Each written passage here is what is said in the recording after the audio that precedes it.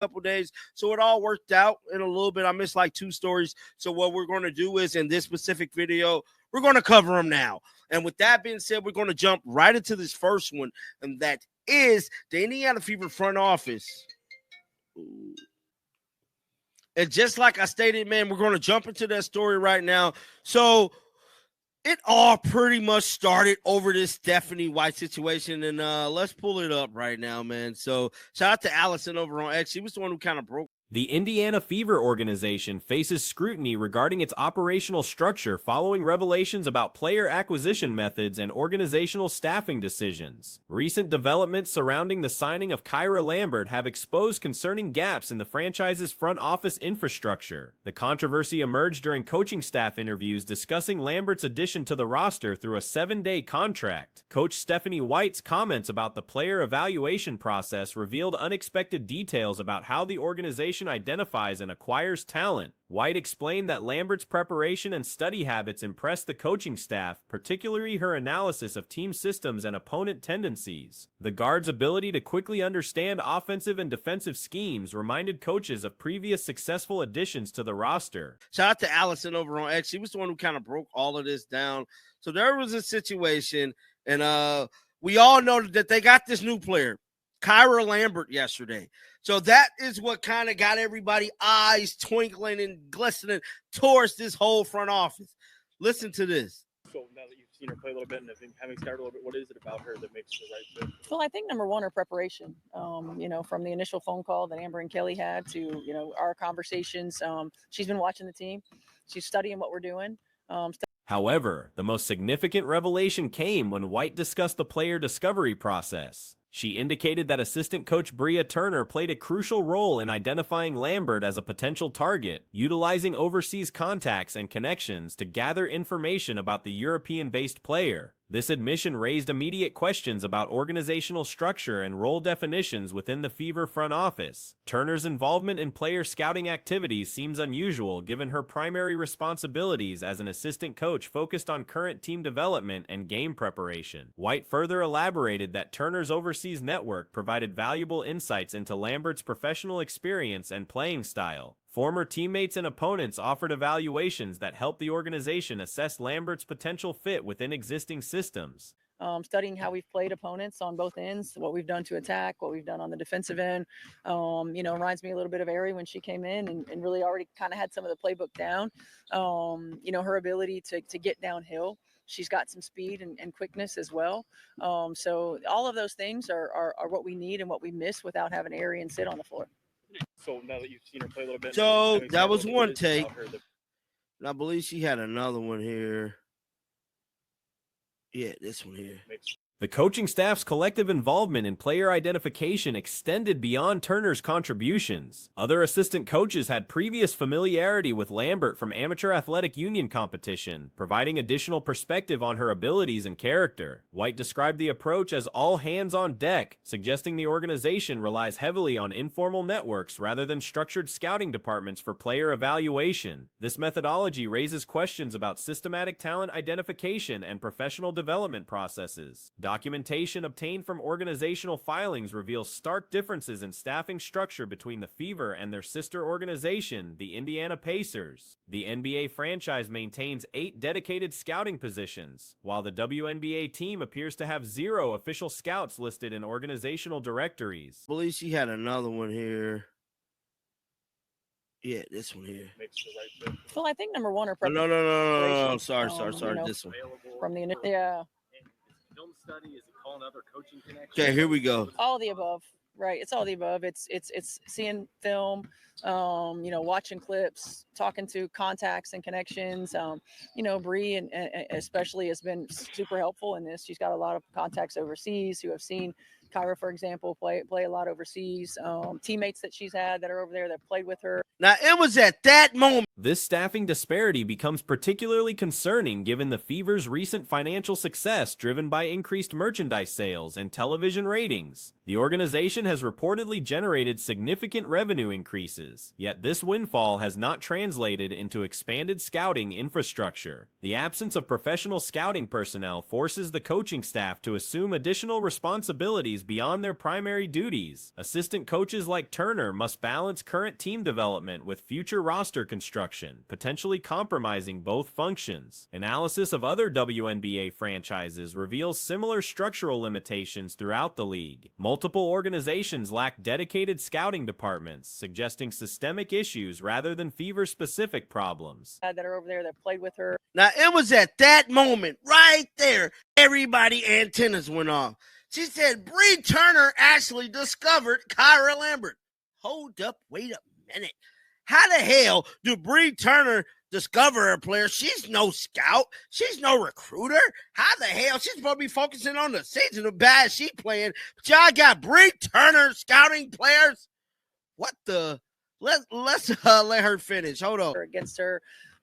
Same thing with Odyssey. All three of our teams, including the Minnesota Lynx, Atlanta Dream, and Chicago Sky, show comparable staffing deficiencies. This league-wide pattern of minimal scouting investment contrasts sharply with players' recent salary demands during collective bargaining negotiations. Reports indicate players rejected proposals for quadruple salary increases, seeking percentage-based revenue sharing instead of fixed amounts. The disconnect between organizational investment in talent identification and player compensation expectations highlights fundamental tensions within league operations. Teams seek cost-effective roster construction while players demand substantially increased compensation packages. Same thing with Odyssey. All three of our assistant coaches coached her in AU, so they have some familiarity with her.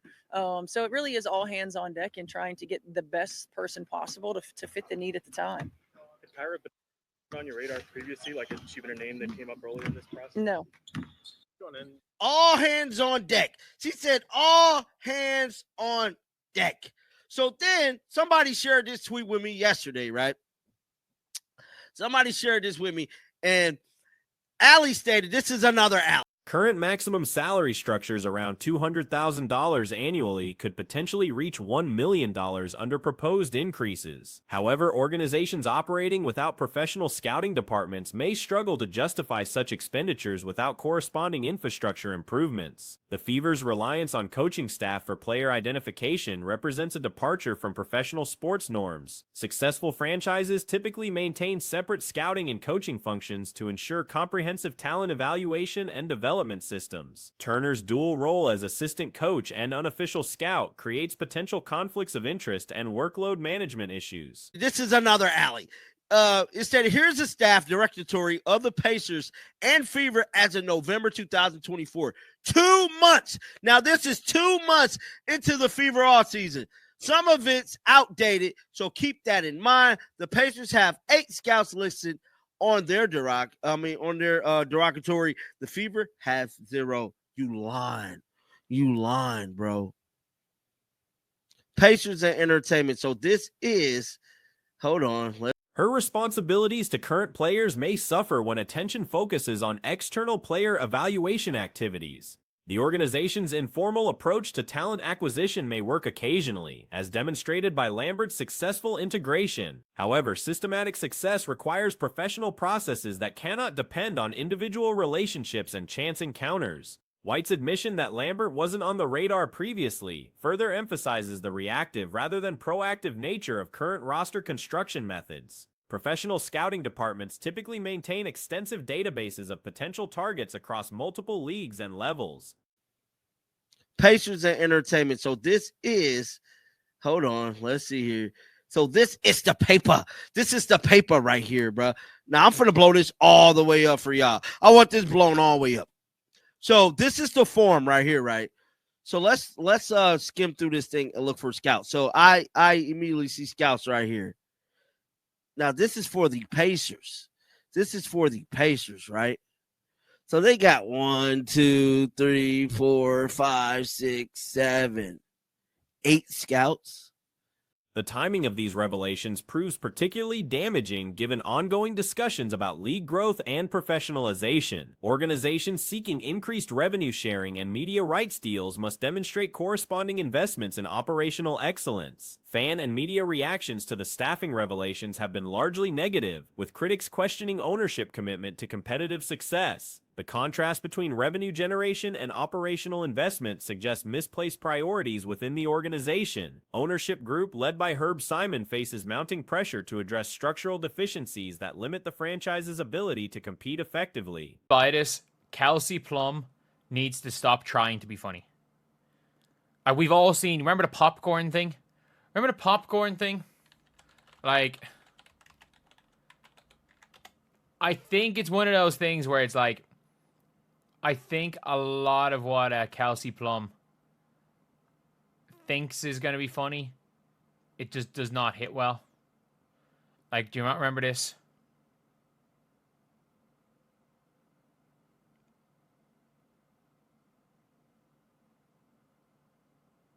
The Pacers' success with traditional organizational structure provides a clear model for necessary improvements. The situation also highlights broader WNBA challenges regarding organizational development and professional standards. League expansion discussions must consider whether new franchises will maintain adequate operational infrastructure or perpetuate existing deficiencies. Player union representatives may use these revelations to support arguments for increased revenue sharing, contending that ownership groups have failed to reinvest profits into competitive infrastructure. This dynamic could complicate ongoing collective bargaining negotiations.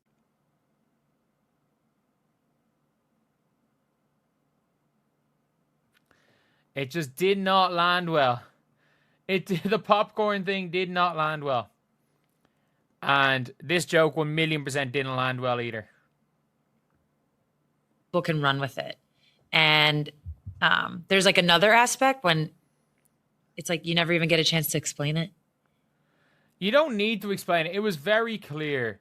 It was very clear she was just joking. Anyone who thought otherwise just doesn't like Kelsey. The Fever's success despite structural limitations demonstrates the impact of exceptional individual talent, particularly Caitlin Clark's transformative effect on franchise visibility and revenue. However, sustainable success requires systematic organizational excellence beyond individual contributions. Media coverage of the staffing issues has intensified scrutiny of other organizational decisions, including coaching changes and roster construction methods. The franchise faces pressure to demonstrate commitment to professional standards across all operational areas. Looking forward, the organization must decide whether to maintain current informal methods or invest in professional scouting infrastructure. Anyone who thought otherwise just doesn't like Kelsey Plum for whatever reason. And you don't have to like Kelsey Plum. You're just trying to blame Kelsey Plum for it. It was just a really badly timed joke in poor taste. And it's one of those things where, because of the narrative surrounding everything, like basically saying, oh, Team Clark. And we were like, oh, she was blaming Caitlin. I'm like, no, that was the name of their team. And I said, she was trying to basically joke, oh, the other team never showed up. The choice will significantly impact future competitive success and fan confidence in organizational direction. The revelations also raise questions about league oversight and minimum operational standards for member franchises. Commissioner Kathy Engelbert may need to address systemic issues that compromise competitive balance and professional credibility. Turner's effectiveness in identifying Lambert suggests the organization possesses talent evaluation capabilities despite structural limitations. However, formalizing these processes through dedicated personnel would improve consistency and reduce workload conflicts. They weren't at the meeting. But at the same time, it's like, when it's specifically the name was Team Clark, and realistically the players on Team Clark are a lot more responsible for the league being in a position to negotiate than the players on Team Collier, it didn't go down well at all.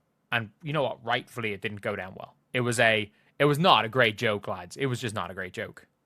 It's like what are you going to do? And I know recently for you, at the All-Star game, the situation represents a critical juncture for the Fever organization as it navigates between recent success and necessary operational improvements. Decisions made regarding infrastructure investment will determine long-term competitive viability and fan support. Kelsey Plum recently addressed controversial remarks made during the WNBA All-Star break regarding Caitlin Clark and collective bargaining negotiations. The Las Vegas Aces guard appeared on the Suburb podcast to clarify comments that generated significant backlash from fans and media outlets. The original incident occurred during post-game interviews following the All-Star competition. At the All-Star game, after you took a couple, crown apples Yeah. to the head, which, by the way, crown apple shots, underrated shot. For sure. I will take that to the grave. Love It that. is, yeah, underrated shot. What's crown apple?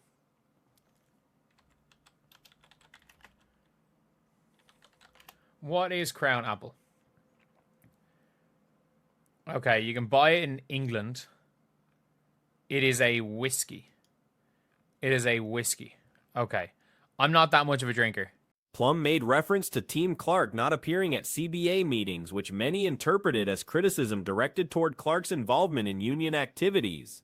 The comment drew immediate negative reactions from observers and social media users. During the podcast discussion, Plum acknowledged the poor reception of her attempted humor. She characterized the statement as a really bad joke that failed to achieve its intended effect. The veteran guard expressed understanding about why the comment generated controversy and negative feedback. I'm going to be honest, I'm not that much of a drinker, which might be a shock to you guys. And the fact that you take swings on stream, but I'm halfway through this bottle. I started drinking at the All-Star game. I started taking swings of it on stream. In a month, I've gotten halfway through a bottle. But, Yeah, it was like a positive, fun All-Star game, and you were trying to just make a joke. And it just got twisted. Plum explained the context surrounding her remarks, noting that players maintain personalities beyond their professional personas. She suggested that sarcastic comments and attempts at humor sometimes get misinterpreted when taken out of context or without proper explanation. The guard's history of unsuccessful attempts at public humor became part of the discussion. Previous incidents, including a popcorn-related comment that also received poor reception, established a pattern of jokes that failed to resonate with audiences. These examples highlighted ongoing challenges with public communication and timing. Just got twisted. And I should have, hindsight 2020, because of the shirts, because of the fans, I should have known it was a way more serious moment than a typical All-Star game. Yeah. Because I went into that press conference very happy-go-lucky, we won, and then had a great weekend. My family was here. It was just a great time. And so the questions came in and it was CBA, this. And I honestly, Birdie, was hey, Plum emphasized that anyone who understood the situation should have recognized her comment as an attempt at humor rather than serious criticism. She suggested that negative interpretations stemmed from existing dislike for her rather than genuine misunderstanding of her intent. The timing of the joke proved particularly problematic given the serious nature of CBA negotiations and player solidarity efforts. All-Star Weekend featured coordinated demonstrations by players wearing "Pay Us What You Owe Us" shirts, creating a somber atmosphere around labor discussions. Plum described entering the press conference in a celebratory mood following her team's victory and positive weekend experiences with family members. I honestly, Birdie, was hey, Team Clark, they didn't make it to the meeting either, just making a joke, trying to make the room lighter. I mean, the problem was, as much as it was an All-Star weekend, she did. It's hard to make the room lighter when the whole players took a stand in the warm-up. Because they were hungover. That was the joke, yes? Yeah, even though they called, sorry. I was making a joke that they were hungover, even though our team nickname was hungover. Yes. Yes. So it's at least we made it. This upbeat mindset contrasted sharply with the serious tone surrounding collective bargaining conversations and player unity efforts. The specific nature of her comment involved suggesting that Team Clark members were absent from union meetings due to hangover conditions. This reference played on their team nickname while attempting to create humor about attendance patterns at important organizational discussions. Sabrina Ionescu's visible reaction during the original comment became part of the story, as cameras captured her apparent dismay at Plum's remarks. This visual element amplified the